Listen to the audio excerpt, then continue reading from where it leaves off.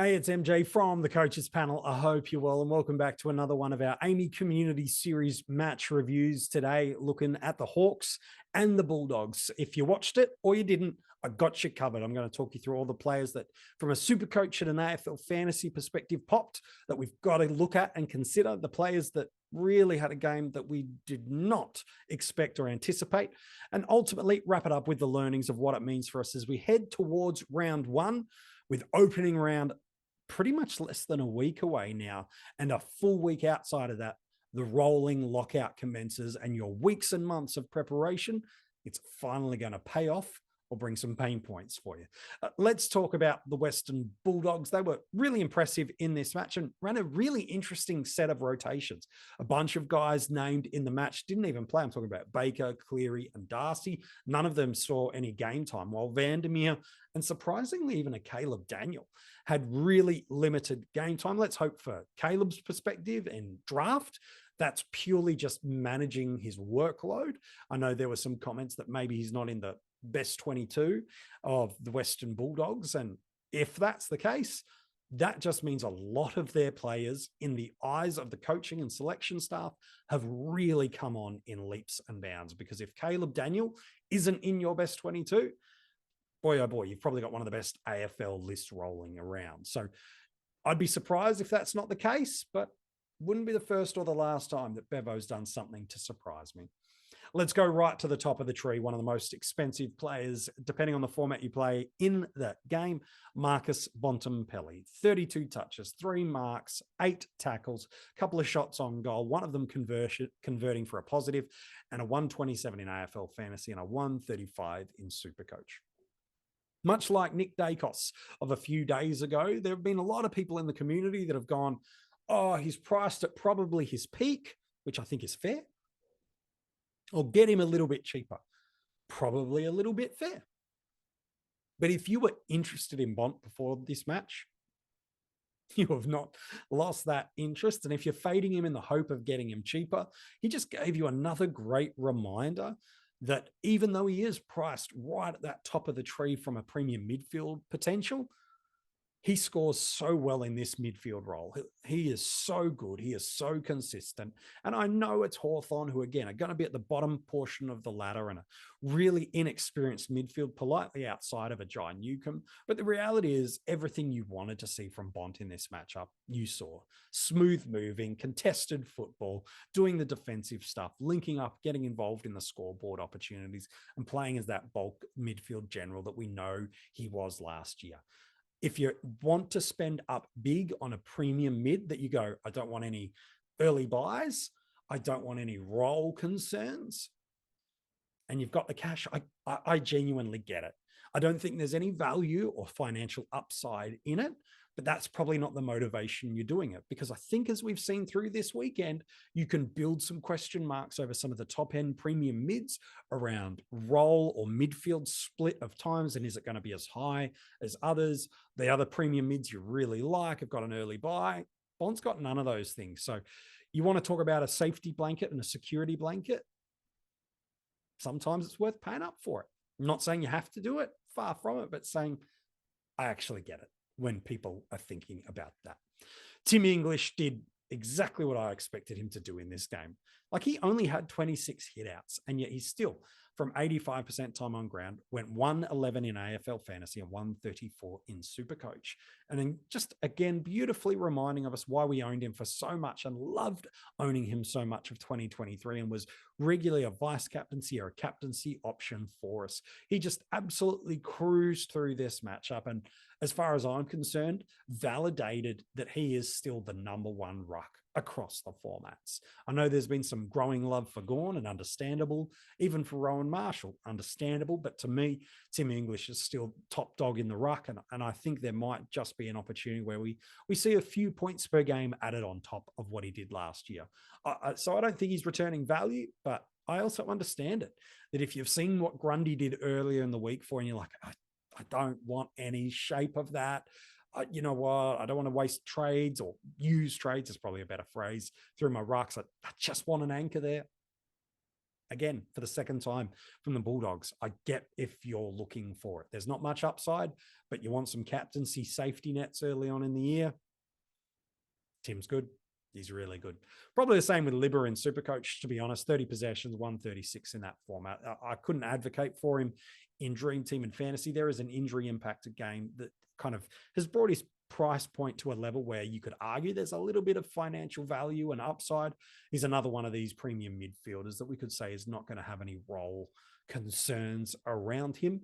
So, look, knock yourself out. If you're big on Libba, you saw what you wanted in this matchup. That's 3 premiums that we've talked about in the Bulldogs that if you're big and bullish on, you're probably holding on to that. Let's go to the opposite end then. Let's not talk about the premiums. Let's talk about cash cows. 30 possessions for Riley Sanders. 30. 92 in AFL Fantasy and 86 in SuperCoach. And against the midfield, he shouldn't have been one of the best midfielders in this game because you've got other guys on the Hawks side that are at least 12 months ahead in their development. But Riley's probably shown he's already better players than them right now. He was excellent. He is absolutely someone you can put on the field with great confidence.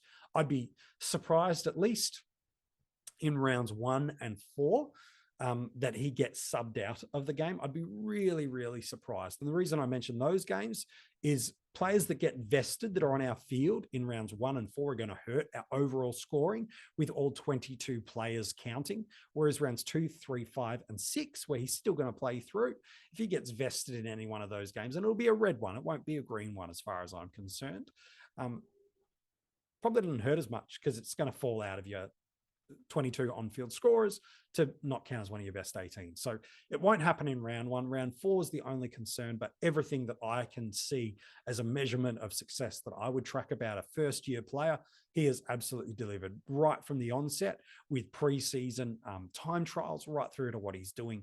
He feels like he's going to be a really reliable player for us this year and absolutely someone you could keep on field with confidence, potentially right up to the bye, and maybe he'll be the best scoring cash cow we're going to get in 2024. That's no knock on McKercher.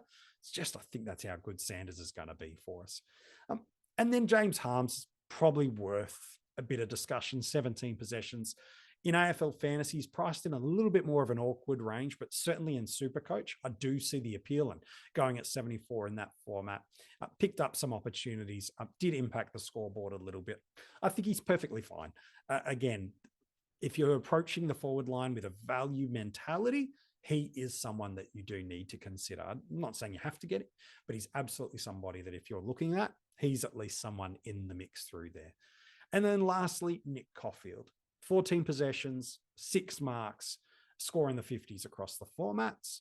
In Dream Team and SuperCoach, where he's priced at a cash cow, it's a real different conversation because you're pretty much going to pick him, and then if for whatever reason he's not named in round 1 or he gets dropped or whatever might happen, it's not as concerning, whereas you're already paying a little bit over that rookie price range, and only a little bit, like 50,000 in AFL Fantasy. But I think a lot of people are really interested and waiting to see what happens Thursday night.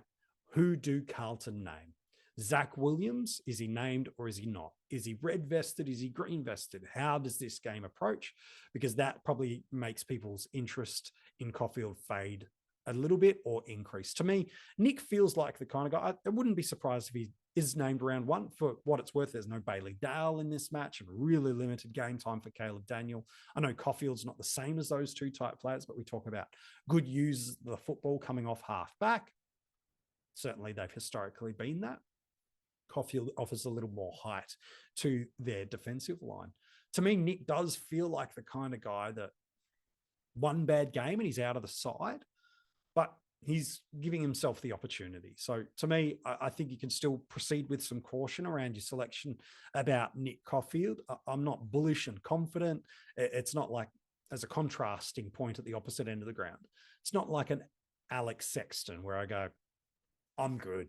I'm real happy to have him on field. I think I'm going to get value for money. I'm going to make a lot of money really fast. Caulfield's not like that for me. There's some optimism. I think he's going to be fine, but I'm certainly not all chips in that Nick's going to be a great pick for us. Let's talk about the Hawks. there's been a lot of people in the community that are really bullish on a Jai Newcomb. And I, to a degree, I understand it. And a 37 disposal game, 127 in fantasy and a 125 in SuperCoach probably confirms and holds that confidence. But you look through who's in that midfield, it is a very underwhelming group. Mackenzie's going to be fine, and we'll talk about him in a moment. Hustwaite's going to be fine, and we'll talk about that in a moment. But really, without a Will Day, and Warple was a little bit underwhelming in this match too, they do just lack a little bit of support for Jai. So maybe he will jump out of the gates for us with some really big scores. But to me, I'd probably think a 105 is probably his ceiling. And I'd probably at that price range, I just do like a little bit more that are different to him. So probably for me, I'll look elsewhere. But if you were bullish on him before this matchup, I get it. I see why you're staying in that lane and absolutely continue on. Carl Amon, 28 possessions, plenty of transition points on offer here. They loved getting him involved in the link up, in the transition from wing to wing, and also just link up and pushing the ground forward and trying to make it as condensed as they could. 90s across the formats for him. I think if you were bullish on Carl, you've hold that line. He's going to be a really, really good option for us. The Hawks do look to get the ball into his hands where they can. Takes some opportunities through that rebounding out of defensive 50. I do quite like it. But how many of these sort of range guys do you want to get? Do you want Wines? Do you want Holmes? Do you want Crouch? Do you want Martin? And do you want Amon? How many of them do you want to have bites at the cherry at? I feel like 2 or 3 of them is probably the maximum you could kind of go. Amon, I think, is going to be right in the mix for one of those strong ones. I'd be shocked now if he's not going to pick up DPP at the conclusion of round 6, heading into round 7. So to me, that's something to keep in mind. It might change the tune a little bit. I think 100 average over the first 6-7 weeks is certainly within his reach and grasp. I think you can pick him without too much concern. He's got that role. He's got that opportunity. And there weren't, outside of a Newcomb who took 9 marks, it wasn't a high mark game. The Bulldogs just owned this matchup from go to woe. And so for me, I think if you're bullish on Carl Amon, knock yourself out.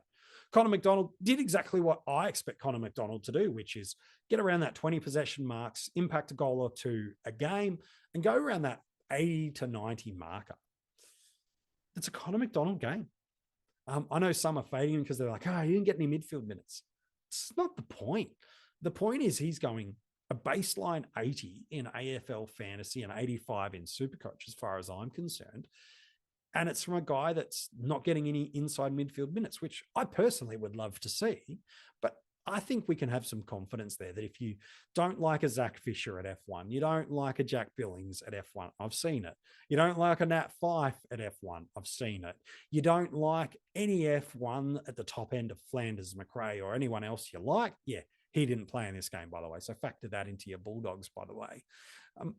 He's fine because he's non-offensive. He'll hold.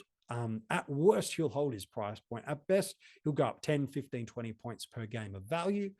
And he becomes your pathway to the mid-price guy that is popping. So to me, I don't see why people have cooled off on Connor McDonald. The only reason I'd be like, yeah, I get why you're off Connor is because that extra $20,000, $30,000 that you might save skimping to go elsewhere, it actually takes your team to the spot you really want it to. It's where if you've called on Zach Butters, for example, that extra 30 grand now gives you the money to get up to that premium midfielder that you want to, or it enables you to get your Sheasel or Dacos or whoever it is that you've fallen more in love with over the evidence of these 9 matches.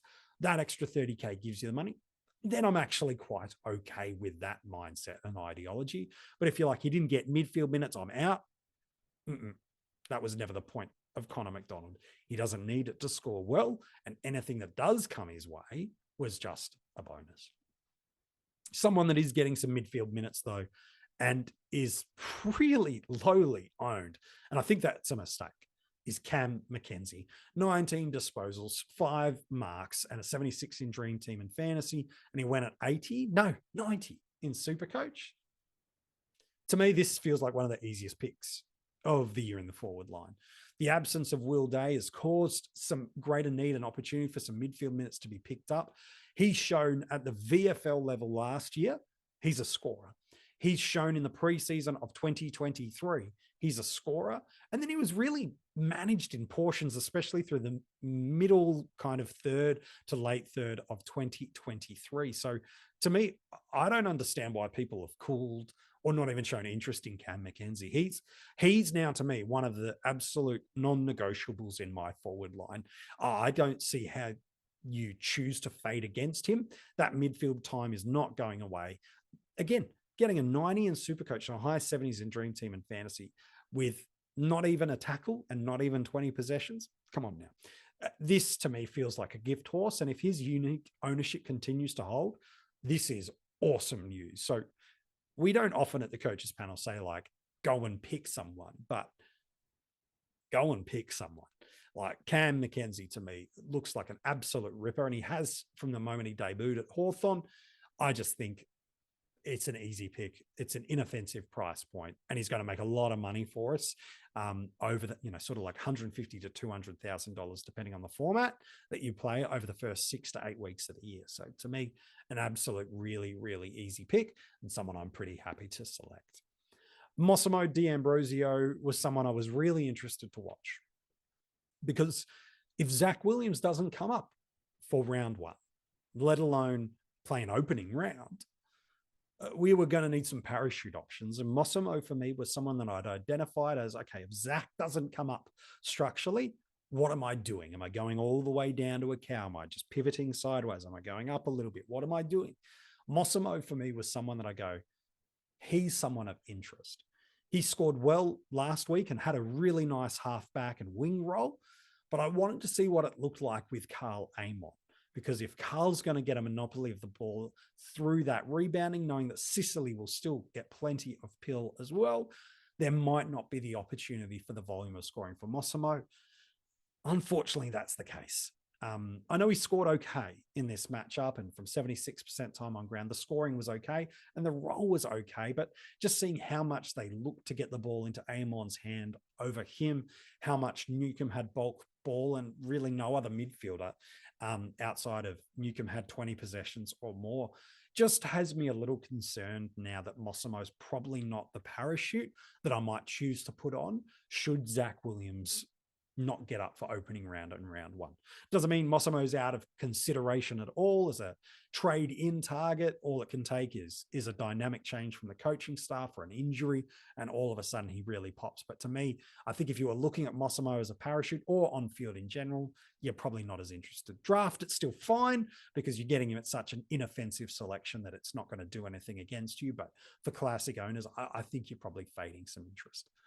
Henry Hustwaite. I really, really like this kid. Smooth mover, good decisions. Certainly not the fastest mover in AFL football, but does have some glimpse moments. I don't know if he'll have the career of this player, but has some glimpse moments that reminds me of a young Scott Pendlebury, where just feels like he has time when nobody else actually has time and space, and makes good decisions more normally than not. And so an 84 in SuperCoach and a 68 in Dream Team and Fantasy with Will Day out early, he's probably the one that's been given this additional opportunity. We saw him a few games late 2023. I think in SuperCoach and Dream Team at his price point, you can start him. I really think you can. I don't know if you're going to need him on the field, although I am seeing a growing popularity and understanding why of people putting 3 cash cows on field in the midfield, just to allow them to go a little bit deeper with a premium or a mid-pricer in the back line. And I understand that philosophy, by the way, and don't necessarily think that's a wrong philosophy either. But someone like a Hustwaite just bulks up that bench a little bit more. So you've got Hustwaite, you've got Roberts, you might have a Caleb Windsor rolling through there. Sharp, McKercher, and Sanders might just be the 3 you put on field. But Hustwaite, I think with some confidence, you can select that he's going to make us some money over the first few weeks. We'll wait to see what happens with round one, how far away Will Day is. But to me, I think right now in Dream Team and SuperCoach, you can select him with confidence. AFL Fantasy is priced at a spot that you're probably fading interest, but I understand why they've done that. James Sicily had to play a lot of accountable football in this, and I think until they can figure out their defensive structures, because they've lost so much of their options through key position injuries. I just don't think you can start James Sicily. The chances of him dropping a 60 or 70 in the first few weeks because they play some teams that will require him to play accountable just mean to me, I just want no part of that risk. I know it's a bit of a roller coaster with Sicily at the best of times, but it feels like the dice is pretty loaded against him, and you're hoping for a lot of luck to have him fly out of the gate with big scores. So to me, I'd probably fade interest in James Sicily. I think there's better premiums that feel like they've got maybe not the ceiling that James can offer, and he's got a really high ceiling, but that basement and floor scoring just scares me off Sicily, because he has to play accountable football until they can get some cohesion and trust in that back line. So to me, I've really cooled interest in him. Who should we talk about? Phillips. I think he's fine. I think at a basement price, and really basement price, defender, you can absolutely go there. Key position, probably not quite as pronounced scoring as what Reed or Gibcus will have for us this year. He's probably a level below them, but I think he's going to be fine for us. So if you do want to structure up with a cash cow on field, and you're looking at Caulfield outside of AFL Fantasy, where it's not a cash cow, Reed, Gibcus, Phillips, I ain't going to judge that. I see why you're doing that, and especially if you're thinking you can drop those scores away in rounds 2, 3, 5, and 6 and kind of protect that a little bit. Yep, I kind of see what you're doing there. Don't think that's a wrong approach, especially if you can pop a couple of 60s out of him and some of that extra cash that you save up from deepened benches and activate that on field to scoring, then yeah, it's absolutely an option. I think Watson was okay in this game. I don't think you need him. I think he's going to be a fine young footballer. I think he's a crafty and smart small forward. But I think given the options we've got in our forward line and through our midfield in the cash cows, while he probably does have good job security and DPP positional flexibility, I don't think you have to go all in on Watson. I think especially a Windsor popping is probably someone that's there. And lastly, Josh Ward, 73% time on ground. Just the 11 possessions, 30s across the format. Probably a little underwhelming is a safe statement from what coaches were hoping. A little bit more outside the ball. Again, it's a practice game. They were out of it from halftime onwards, as far as I'm concerned. And so there's a lot of experimentation that does happen. But in Classic, if you were wanting to start Josh Ward, you needed him to almost bang the door down through the preseason. He's just not done that. So I think you can fade with interest, but on draft day, you might be able to get a little bit of value for him because we know his capacity to score is there.